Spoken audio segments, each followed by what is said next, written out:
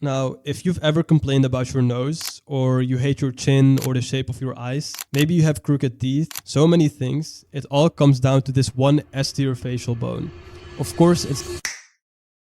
In this video, I'll be ranking all 206 bones in the human body by how much they actually impact your physical attractiveness. This is something I've never seen done before on YouTube, breaking down the entire skeleton like this, but it makes perfect sense. Every bone, from your jaw to your spine and your pelvis, all of them play some role in how you look. So whether you're trying to improve your physical appearance, or understand your own bone structure, or maybe you're just curious about the anatomy behind physical attractiveness, this video will be explaining everything clearly. So let's start with the bone that almost everybody mentions when talking about facial attractiveness.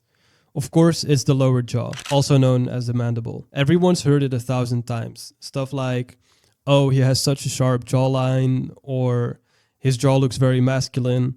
And there's a reason why people obsess over it. You can't call the mandible just a bone. It's the entire foundation of the lower third of your face. It plays a big role in your chin projection and the width of your lower face, how masculine or how feminine your face looks at first glance. So from the side profile and from the front, almost every attractive male face you see shares this one thing in common, a well-developed mandible. So when this bone is well-developed, you get an instant visual impact. But when it's weak, no haircut or beard, well, maybe a beard could slightly compensate for it, but no grooming trick can really fully compensate for it. So mandible goes easily into S tier. Next up is the nasal bone. This is the bone that decides how straight your nose looks. And in particular, it decides the projection of the upper nose. The nasal bone varies widely between different populations. Like in many Middle Eastern populations, the nasal bone tends to be projecting more forward. But in East Asian and Sub-Saharan populations, you can see that it's more flat and less projecting. And in Caucasian populations, there's a lot of variance, but it's somewhere in between projecting and flat. A good example of a very projected nasal bone is the supermodel David Gandhi. So as you can see in this photo, even with all of his forward growth, as you can see, both of his jaws are very forwardly grown. He still has a dorsal hump, which is the hump on top of his nose. And this is caused by the nasal bone. But despite having such a projected nasal bone, he still has a very attractive face, as you can see. So it doesn't really have that much of an impact on face. If we morph his face and remove this hump, you can see that he looks slightly more attractive.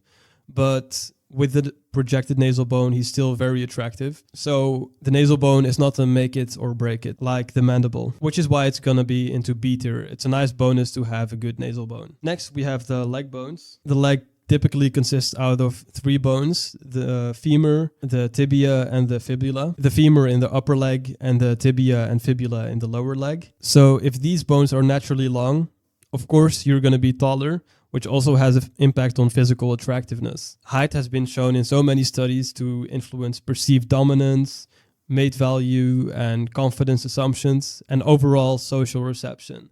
So this is why you're far better off having thin or underdeveloped bones in your hands or feet, for example, than having short, underdeveloped femurs and tibias. The importance of these bones is so high that people literally fly out to break these bones and do limb lengthening surgery. And the fact that this extreme surgery even exists in the first place and is so demanded shows just how impactful these bones really are for attractiveness. So these are going into A tier, highly important, because face still has an edge over height. And if you're curious why, you can check out the face versus height video. Next, we've got the spine, and this is directly going into A tier as well.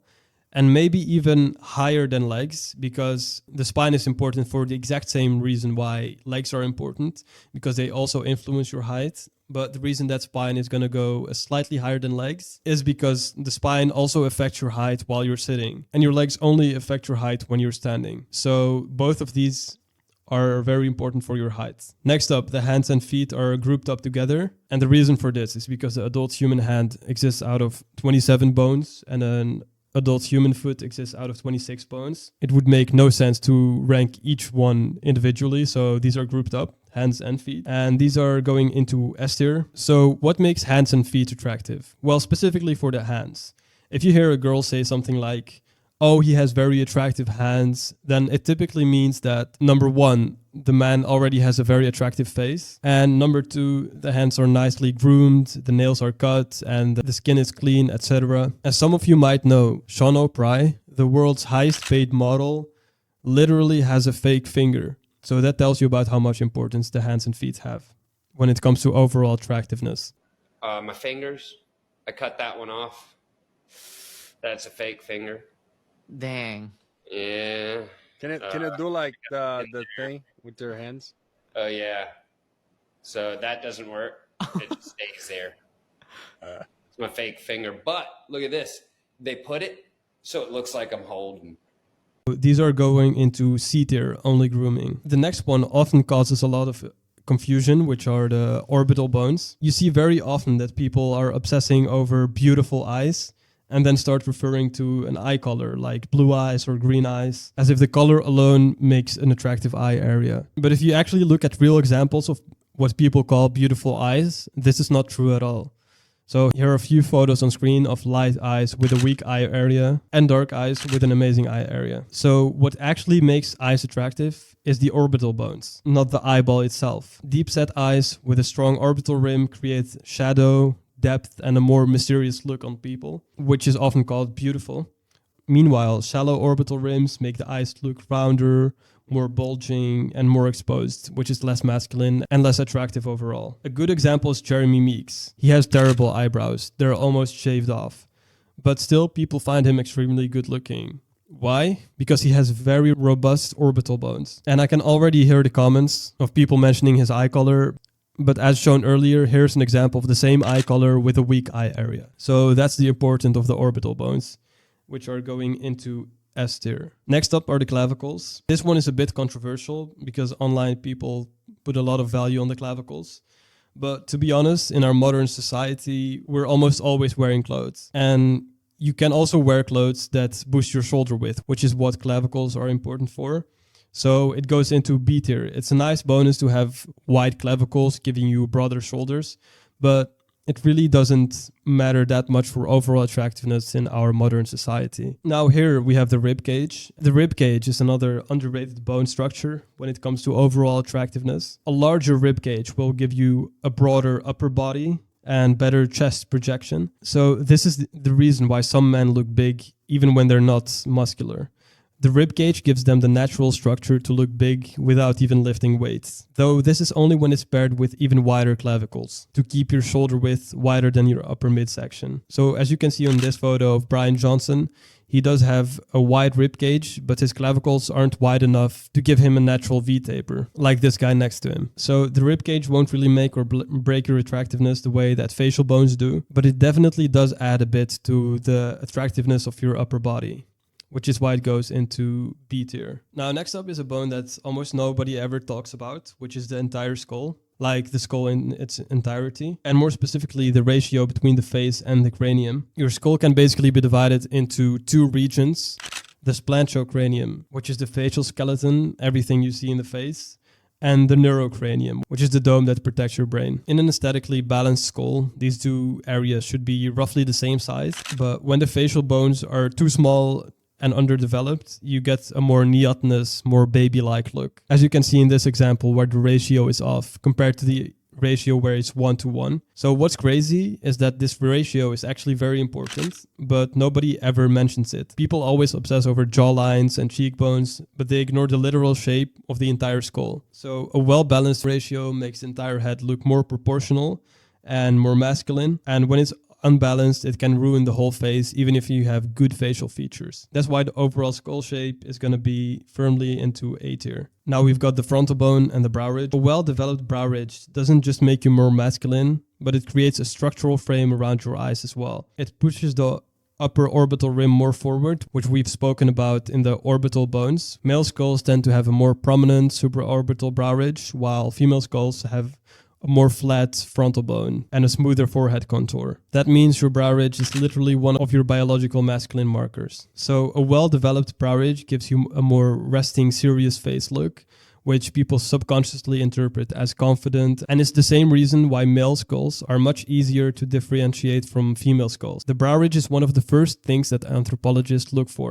It's not a complete make it or break it, but in terms of sexual dimorphism and eye area masculinity, it does play a big role, so it will be going into A tier. Now we've got the pelvis. I will be going over this one very quickly. Most people don't really have a problem with having a too wide or too narrow pelvis, but typically as a man, you would want your pelvis to be more narrow, especially compared to your shoulder width. But this one plays a big role in women. So having a wider pelvis gives a woman her feminine appearance in her body. But as discussed before, because we wear clothes in our modern society, this one doesn't really matter unless it's very extreme in one direction. So it will be going into C tier. Now, if you've ever complained about your nose, or you hate your chin or the shape of your eyes, maybe you have crooked teeth, so many things, it all comes down to this one S tier facial bone.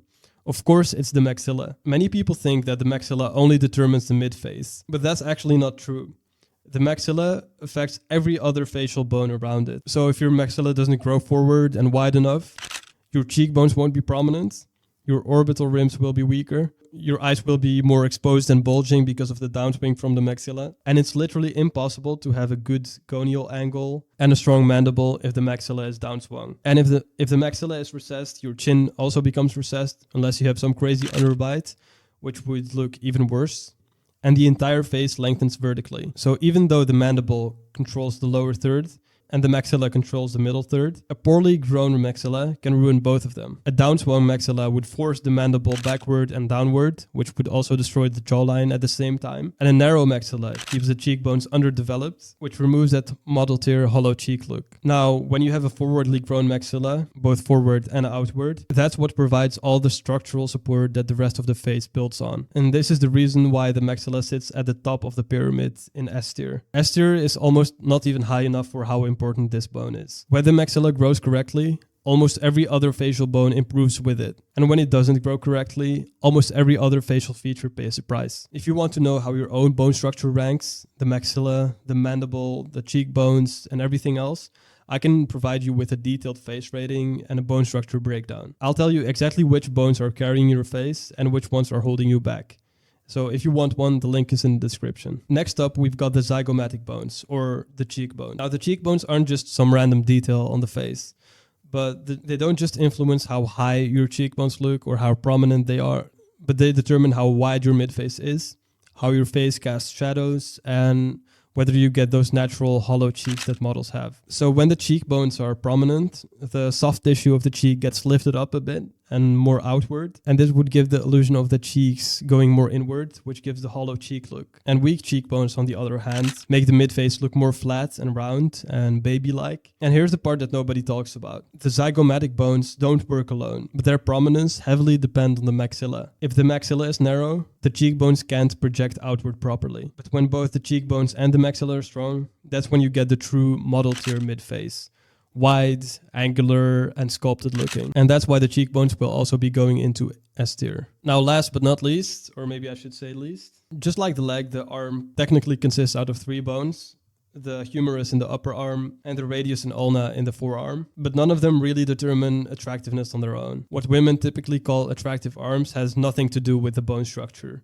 It's basically a combination of the muscle and leanness and grooming. So you can have long arms or short arms, thick bones or thin bones. None of that really has a big impact on your overall attractiveness. The arms only matter visually once you add muscle and add definition on top of them. So for the bone structure itself, the arms fall into C tier. Now, as you might have known, I haven't ranked anything in F tier. And the reason for that is that the human body doesn't work piece by piece, but it works more as one whole system in harmony. So yes, some bones are far more important than others when it comes to physical attractiveness, like your maxilla or your mandible. Those are the bones that make or break your physical attractiveness. But also the bones that are seemingly irrelevant also have some kind of impact, either directly or indirectly, on your overall attractiveness. For example, with your feet, you could be wearing heels, which gives you anterior pelvic tilt. That would cause bad posture in your spine and lead you to mouth breathe, which would have a big impact on your face, making your chin more recessed and your maxilla downswung. So instead of obsessing over a tiny feature, you should understand how the entire human body works together to create a full picture. So this is the final tier list. Thank you for watching, and I'll see you in the next video.